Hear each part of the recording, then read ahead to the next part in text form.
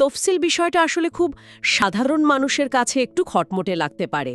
খুব সহজ করে যদি ভাবি, যে কোনো বড় ও জটিল আইনি কাঠামোর শেষে কিছু পরিপূরক অংশ বা সংরক্ষণাগার যুক্ত থাকে। মূল লেখায় যা বিস্তারিত বলা সম্ভব হয় না, তা এই সংরক্ষণাগারে গুছিয়ে রাখা হয়। এগুলোই হলো তফসিল। আমাদের সংবিধানে মোট 7টি তফসিল রয়েছে। রাইট।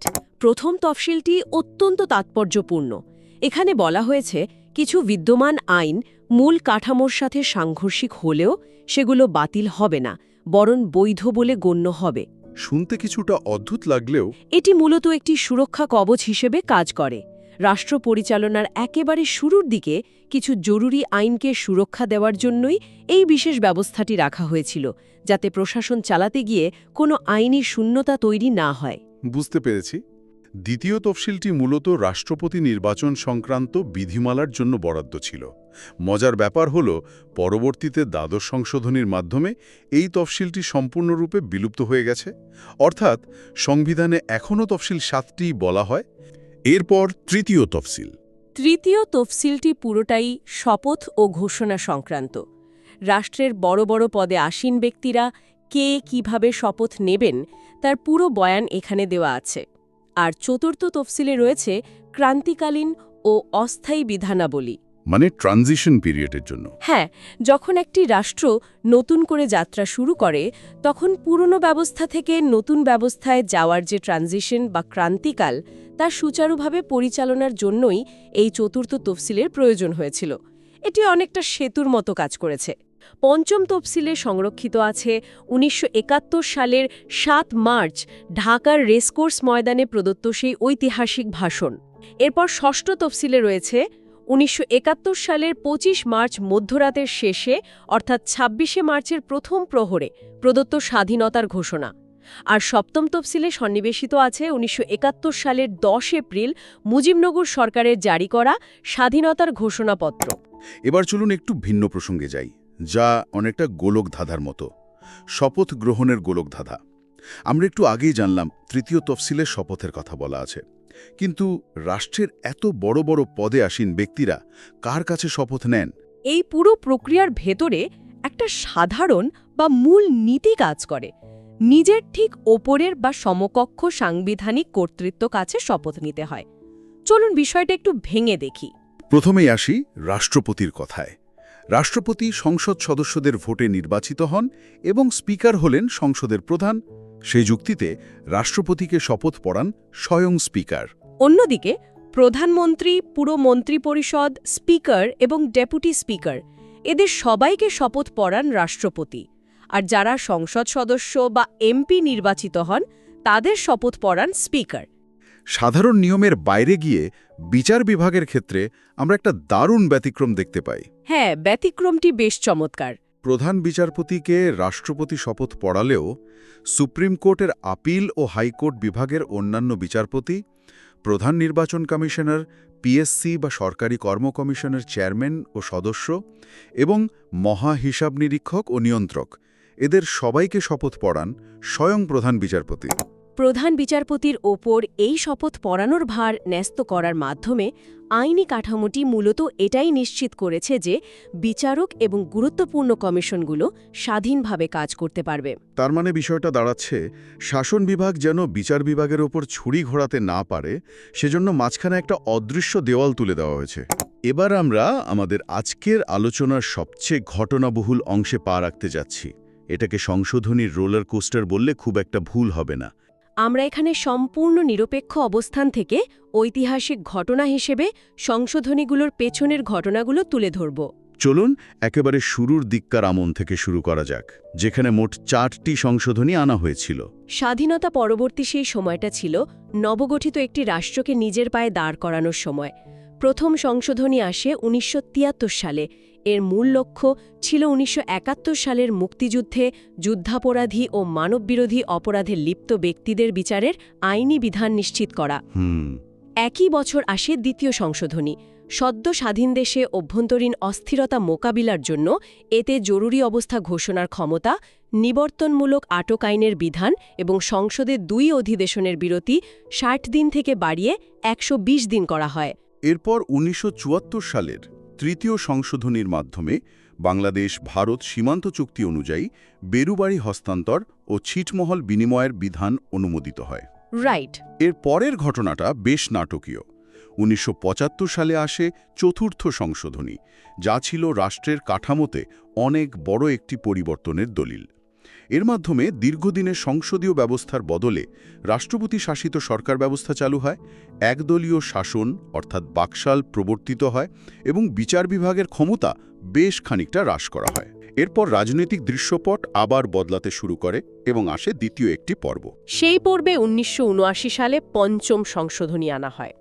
এই সংশোধনীটি ইতিহাসের পাতায় অনেক বড় জায়গা দখল করে আছে। এর মাধ্যমে ১৯৭৫ সালের ১৫ আগস্ট থেকে ১৯৭৯ সালের ৫ই এপ্রিল পর্যন্ত সামরিক সরকারের সকল কর্মকাণ্ডকে ইন্ডেমনিটি বা বৈধতা দেওয়া হয়। এটি একটি বড় বাঁক বদল ছিল। এরপর সামরিক শাসন ও এরশাদ আমলের যে সময়কাল, সেখানে আমরা মোট ৫টি অর্থাৎ ষষ্ঠ থেকে দশম সংশোধনী দেখতে পাই। ১৯৮১ সালের ষষ্ঠ সংশোধনীতে উপরাষ্ট্রপতি বিচারপতি আব্দুস সাত্তারের রাষ্ট্রপতি নির্বাচনে দাঁড়ানোর আইনি পথ সুগম করা হয়। এরপর ১৯৮৬ সালের সপ্তম সংশোধনীতে মূলত ১৯৮২ থেকে ১৯৮৬ সাল পর্যন্ত সামরিক শাসনের কর্মকাণ্ডকে বৈধতা দেওয়া হয়, অনেকটা পঞ্চম সংশোধনীর মতোই। তবে অষ্টম সংশোধনীটি অষ্টম সংশোধনীটি সাংস্কৃতিক ও প্রশাসনিক দিক থেকে বেশ গভীর প্রভাব ফেলেছিল। ১৯৮৮ সালের এই সংশোধনীতে ইসলামকে রাষ্ট্রধর্ম হিসেবে ঘোষণা করা হয়। প্রশাসনিক বিকেন্দ্রীকরণের লক্ষ্যে ঢাকার বাইরে হাইকোর্টের ৬টি বেঞ্চ স্থাপন করা হয়। এই সংশোধনীর মাধ্যমেই ইংরেজিতে বানান ডাকা থেকে পরিবর্তন করে ঢাকা এবং বেঙ্গলি থেকে বাংলা করা হয়। এরপর ১৯৮৯ সালে নবম সংশোধনীর মাধ্যমে রাষ্ট্রপতির মেয়াদ পরপর ২ মেয়াদে সীমিত করা হয়। আর ১৯৯০ সালের দশম সংশোধনীতে মহিলাদের জন্য সংসদে ৩০টি সংরক্ষিত আসন আরও ১০ বছরের জন্য বহাল রাখা হয়। এরপর আমরা প্রবেশ করি পরবর্তী গণতান্ত্রিক আমলে, যেখানে একাদশ থেকে সপ্তদশ সংশোধনীগুলোর দেখা মেলে। ১৯৯১ সালের একাদশ সংশোধনীতে অস্থায়ী রাষ্ট্রপতি বিচারপতি শাহাবুদ্দিন আহমদের পুনরায় প্রধান বিচারপতি পদে ফেরার বৈধতা দেয়া হয়। ওই একই বছর দ্বাদশ সংশোধনীর মাধ্যমে দেশে আবারও সংসদীয় পদ্ধতির সরকার পুনঃপ্রবর্তিত হয় এবং উপরাষ্ট্রপতির পদ বিলোপ করা হয়। এরপর ১৯৯৬ সালে আসে সেই ত্রয়োদশ সংশোধনী, যা অবাধ ও নিরপেক্ষ নির্বাচনের জন্য নির্দলীয় তত্ত্বাবধায়ক সরকার ব্যবস্থা প্রবর্তন করে। এটি নির্বাচন ব্যবস্থার জন্য এক বিরাট মাইলফলক ছিল।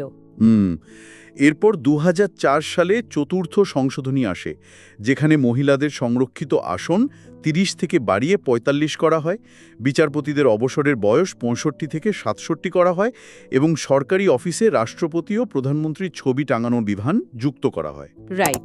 ২০১১ সালের পঞ্চদশ সংশোধনী আবার একটি বড় মোড় ঘুরিয়ে দেয়। এই সংশোধনীর মাধ্যমে নির্দলীয় তত্ত্বাবধায়ক সরকার ব্যবস্থা বাতিল করা হয়, ১৯৭২ সালের মূল নীতিগুলো পুনর্বহাল করা হয় এবং মহিলাদের সংরক্ষিত আসন বাড়িয়ে ৫০ করা হয়। এরপর ২০১৪ সালের ষোড়শ সংশোধনীতে বিচারপতিদের অপসারণের ক্ষমতা সুপ্রিম জুডিশিয়াল কাউন্সিলের কাছ থেকে সরিয়ে জাতীয় সংসদের হাতে ফিরিয়ে আনা হয়। আর সর্বশেষ ২০১৮ সালের সপ্তদশ সংশোধনীতে নারীদের সংরক্ষিত ৫০টি আসন আরও ২৫ বছরের জন্য অর্থাৎ ২০৪৪ সাল পর্যন্ত বহাল রাখার বিধান করা হয়। এই যে এত পরিবর্তনের কথা আমরা এতক্ষণ ধরে আলোচনা করলাম, তাতে যে কারো মনে একটা খুব স্বাভাবিক প্রশ্ন জাগতে পারে। ঠিক প্রশ্ন। প্রশ্নটা হলো, সংসদ চাইলেই কি এই সর্বোচ্চ আইনি কাঠামোর যা খুশি বদলে দিতে পারে? মানে ২/৩ সংখ্যাগরিষ্ঠতা থাকলেই কি পুরো কাঠামোটাকে উল্টে পাল্টে দেওয়া সম্ভব? ধরুন আপনি আপনার বাড়ির জানালা ডিজাইন বদলাতে পারেন, বারান্দা ভাঙতে পারেন, কিন্তু বাড়ির যে মূল ফাউন্ডেশন বা ভিত, সেটা তো আর সরিয়ে ফেলতে পারেন না। বিষয়টা কি এখানেও অনেকটা সেরকম? চমৎকার একটা উপমা টেনেছেন। আইনের দুনিয়ায় ঠিক এই ধারণাটাকেই বলা হয় বেসিক স্ট্রাকচার ডকট্রিন বা মৌলিক কাঠামো তত্ত্ব। আচ্ছা। সুপ্রিম কোর্ট বিভিন্ন যুগান্তকারী রায়ের মাধ্যমে প্রমাণ করেছে যে এই সর্বোচ্চ কাঠামোর কিছু মূল ভিত্তি বা স্তম্ভ রয়েছে, যা একেবারে অপরিবর্তনীয়। সংসদ চাইলেও এই মৌলিক কাঠামো ভেঙে নতুন কিছু গড়তে পারবে না। যদি কোনো সংশোধনী এই মূল স্তম্ভগুলোকে আঘাত করে, তবে আদালত তার ক্ষমতা প্রয়োগ করে তা বাতিল করে দিতে পারে। আমরা যদি সুপ্রিম কোর্টের যুগান্তকারী রায়গুলোর দিকে তাকাই তাহলে আপনার বলা এই বিষয়টা আরও পরিষ্কার হয়ে উঠবে। প্রথমেই আসে পঞ্চম সংশোধনীর কথা। 2010 সালে Bangladesh Italian marble works limited বনাম বাংলাদেশ সরকার মামলায় সুপ্রিম কোর্টের আপিল বিভাগ এই পুরো সংশোধনীটি বাতিল করে দেয়। হ্যাঁ, এবং এই বাতিলের পেছনের আইনি যুক্তিটাও খুব সুনির্দিষ্ট ছিল। এই সংশোধনীটি ধর্মনিরপেক্ষতার নীতি পরিবর্তন করেছিল এবং সামরিক শাসনকে ইনডেমনিটি বা বৈধতা দিয়েছিল। আদালত এটিকে কাঠামোর প্রথম বিকৃতি বা ফার্স্ট ডিস্টরশন হিসেবে আখ্যায়িত করেছিল, কারণ এটি রাষ্ট্রের মূল কাঠামোর সাথে সাংঘর্ষিক ছিল। একইভাবে 2010 সালে হাইকোর্ট সপ্তম সংশোধনী বাতিল করে সামরিক শাসনামলের সকল কর্মকাণ্ডের বৈধতাকে অবৈধ ঘোষণা করে। এরপর অষ্টম সংশোধনীর ক্ষেত্রেও একটি ঐতিহাসিক রায় আসে। আমরা আগেই জেনেছি যে অষ্টম সংশোধনীর মাধ্যমে ঢাকার বাইরে হাইকোর্টের 6টি স্থায়ী বেঞ্চ স্থাপন করা হয়েছিল। 1989 সালে আনোয়ার হোসেন চৌধুরী বনাম বাংলাদেশ মামলায় সুপ্রিম কোর্টের আপিল বিভাগ এই বেঞ্চ স্থাপনের বিধানটি বাতিল করে দেয়। এর কারণ কি ছিল? কারণ হল পুরো দেশের জন্য একটি একক ও অবিভাজ্য হাইকোর্ট থাকাটা এই কাঠামোর মৌলিক অংশের অন্তর্ভুক্ত। ঢাকার বাইরে স্থায়ী বেঞ্চ স্থাপনকে সেই মৌলিক কাঠামোর পরিপন্থী ধরা হয়েছিল। তবে এখানে লক্ষণীয় বিষয় হল এই সংশোধনীর মাধ্যমে ইসলামকে রাষ্ট্রধর্ম করার যে বিধান আনা হয়েছিল তা কিন্তু আদালত বাতিল করেনি, সেটি বহাল থাকে। বুঝতে পেরেছি। এরপর আসি বহুল আলোচিত ত্রয়োদশ সংশোধনীতে। 2011 সালে আপিল বিভাগ অনির্বাচিত তত্ত্বাবধায়ক সরকার ব্যবস্থাকে অগণতান্ত্রিক বলে তা বাতিল করে দেয়। আর ষোড়শ সংশোধনীর রায় তো স্বাধীন বিচার ব্যবস্থার জন্য একটি বিশাল মাইলফলক হিসেবে কাজ করেছে। ষোড়শ সংশোধনীর রায়টি ক্ষমতার পৃথকীকরণ নীতির এক অনন্য দৃষ্টান্ত। 2016 ও 2017 সালে অ্যাডভোকেট আসাদুজ্জামান সিদ্দিকী বনাম বাংলাদেশ মামলায় বিচারপতিদের অপসারণের ক্ষমতা সংসদের হাতে নেওয়ার বিধান বাতিল করে দেওয়া হয়। এর ফলে সুপ্রিম জুডিশিয়াল কাউন্সিল পুনর্বহাল করা হয়, তাই তো? হ্যাঁ, আদালত স্পষ্ট জানিয়ে দেয় যে বিচারপতিদের অপসারণের ভার সংসদের হাতে থাকলে তা বিচার বিভাগের স্বাধীনতার পরিপন্থী হবে, যা রাষ্ট্রের মৌলিক কাঠামোর একটি অনেক বড় স্তম্ভ। এই দীর্ঘ আলোচনা থেকে একটা বিষয় পানির মতো পরিষ্কার যে রাষ্ট্রের তিনটি মূল স্তম্ভ কিভাবে একে অপরের সাথে ক্ষমতার ভারসাম্য বজায় রাখে। আর এটাই আমাদের পরবর্তী আলোচনার মূল ফোকাস, সাংবিধানিক সংস্থা বনাম বিধিবদ্ধ পদ। রাষ্ট্রের মূল তিনটি খুঁটি হল শাসন বিভাগ বা এক্সিকিউটিভ, আইন বিভাগ বা লেজিসলেচার এবং বিচার বিভাগ বা জুডিশিয়ারি। এই তিনটির পৃথকীকরণ নীতির ওপরই আধুনিক রাষ্ট্র দাঁড়িয়ে আছে। আর এই কাঠামোর ভেতরে বিভিন্ন পদের যে গোলকধাঁধা রয়েছে তার সম্পর্কে স্পষ্ট ধারণা থাকা অত্যন্ত প্রয়োজন। যেমন আমরা আগেই জেনেছি রাষ্ট্রপতি, প্রধানমন্ত্রী, স্পিকার, প্রধান বিচারপতির মতো পদগুলোর কথা। এর পাশাপাশি বাংলাদেশ নির্বাচন কমিশন এবং সরকারি কর্ম কমিশন বা পিএসসি, এই দুটি হল সাংবিধানিক সংস্থা। অর্থাৎ এদের জন্ম সরাসরি রাষ্ট্রের সর্বোচ্চ কাঠামো বা সংবিধান থেকে হয়েছে। এদের ক্ষমতা ও দায়িত্ব ওই মূল দলিলেই লেখা আছে। ঠিক। কিন্তু এই তথ্য ঘাঁটতে গিয়ে আমি একটা বিরাট বিভ্রান্তির জায়গা খুঁজে পেয়েছি। রাষ্ট্রের সর্বোচ্চ আইন কর্মকর্তা বা অ্যাটর্নি জেনারেল পদটি নিয়ে অনেকেরই ভুল ধারণা আছে। অনেকেই ভাবেন এত বড় পদ, নিশ্চয়ই এটি একটি সাংবিধানিক পদ। কিন্তু বাস্তবে তা নয়। এটি কোনো সাংবিধানিক পদ নয়। হ্যাঁ, এটি সংবিধানের 64 অনুচ্ছেদ অনুযায়ী রাষ্ট্রপতির নিয়োগকৃত একটি বিধিবদ্ধ বা স্ট্যাটিউটারি পদ। এই সূক্ষ্ম পার্থক্যটি ধরে ফেলা খুবই জরুরি। সাংবিধানিক পদগুলোর ক্ষমতা, মেয়াদ ও কাজের পরিধি সরাসরি মূল কাঠামোতে অপরিবর্তনীয়ভাবে লেখা থাকে। অন্যদিকে বিধিবদ্ধ পদগুলো তৈরি হয় আইনসভার তৈরি করা কোনো নির্দিষ্ট আইনের মাধ্যমে এবং সেখানে সরকারের কিছুটা নিয়ন্ত্রণ থাকে। পাশাপাশি মহা হিসাব নিরীক্ষক ও নিয়ন্ত্রক বা ক্যাগের কার্যালয়ের কথাও বলতে হয়। ক্যাগ কিভাবে রাষ্ট্রের আর্থিক হিসাব ও স্বচ্ছতা পরীক্ষা করে সেটিও একটি অত্যন্ত গুরুত্বপূর্ণ সাংবিধানিক দায়িত্ব। রাষ্ট্রের এক পয়সাও যেন নিয়মের বাইরে খরচ না হয় তার পাহারাদার হল এই ক্যাগ। আমরা আমাদের আজকের এই চমৎকার ও গভীর তথ্য ঘাটাঘাটির একেবারে শেষ পর্যায়ে চলে এসেছি। এতক্ষণের এই বুদ্ধিবৃত্তিক যাত্রা থেকে আমরা এটা নিশ্চিতভাবে বুঝতে পেরেছি যে এই সর্বোচ্চ আইনি কাঠামো কেবল কিছু আইন বা নিয়মের বই নয়। এটি আসলে একটি রাষ্ট্রের অতীতের সংগ্রাম বর্তমানের ক্ষমতার ভারসাম্য এবং ভবিষ্যতে দিকনির্দেশনার এক জীবন্ত মানচিত্র। সমাজ পরিবর্তনের সাথে সাথে এই মানচিত্র নানা সংশোধনী আর রায়ের মাধ্যমে নতুন রূপ পায়। কিন্তু এর মূল ভিত্তিটি সবসময় অটুট থাকতে হয়। ঠিক। পুরো আলোচনাটি শেষ করার আগে আমি এই সম্পূর্ণ নতুন ও চমকপ্রদ একটি তথ্য দিয়ে আজকের এই পর্বের ইতি টানতে চাই, যা নিয়ে আমরা আগে কথা বলিনি। রাষ্ট্রের সর্বোচ্চ কাঠামোতে প্রশাসনকে জবাবদিহির আওতায় আনার জন্য ৭৭ অনুচ্ছেদে ন্যায়পাল বা অম্বুডসম্যান নামের একটি পদের স্পষ্ট বিধান রাখা হয়েছে। এই ন্যায়পালের কাজ হল সরকারি কর্তৃপক্ষ বা কর্মকর্তাদের বিরুদ্ধে আসা যে কোনো দুর্নীতির বা অনিয়মের অভিযোগের স্বাধীন তদন্ত করা। এটি সাধারণ মানুষের অধিকার রক্ষার এক বিরাট হাতিয়ার।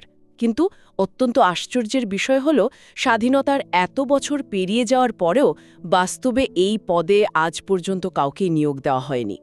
একবার ভাবলে অবাক হতে হয়, কেন এমন একটি গুরুত্বপূর্ণ পদ আজও কেবল কাগজের পাতাতেই বন্দী হয়ে আছে? ক্ষমতার জবাবদিহিতা নিশ্চিত করার এই চমৎকার অস্ত্রটি কেন কখনো আলোর মুখ দেখল না? আজ এ পর্যন্তই। আবারও দেখা হবে নতুন কোনো রোমাঞ্চকর তথ্য ও বিশ্লেষণের সাথে। ভালো থাকবেন। বিদায়।